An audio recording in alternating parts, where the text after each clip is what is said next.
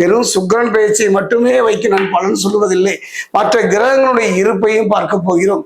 அந்த வகையில மகர ராசியை பொறுத்த வரைக்கும் சனி பகவானுடைய பாதிப்புகள் இல்லாத போதும் எவ்வாறு இருக்கும் என்பதை பார்க்கலாம்.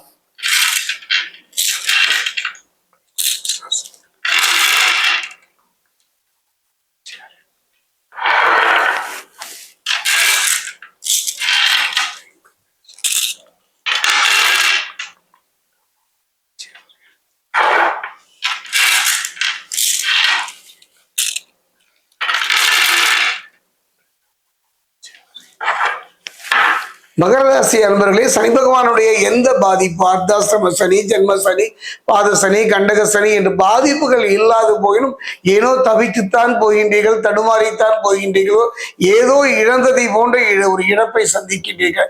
இதற்கெல்லாம் காரணம் என்னன்னு பார்த்தீங்கன்னா கடத்திரகாரகன் சுக்கிரன் தான். அந்த வகையில் பார்க்கும் பொழுது இன்றைய காலகட்டம் பலம் இழந்த சுக்கிரனுடைய பார்வைன்னு பார்த்தீங்கன்னா 7 தான். அவர் கண்டியிலிருந்து 7ஆம் பார்வையாக 1 2 3 4 5 6 7 மீனத்தை பார்க்கின்றார். அதே நேரம் பார்த்தீங்கன்னா செவ்வாயினுடைய பார்வை பார்த்தீங்கன்னா 4 7 8. அந்த வகையை பார்க்கும்போது மிதுனத்தில் இருக்கக்கூடிய செவ்வாய் 1 2 3 4 5 6 7 8 உங்களை பார்க்க இது ஒண்ணுதாங்க. அற்புதமான ஒரு யோக பலனை தர போயிட்டு கவலையே பட வேண்டாம்.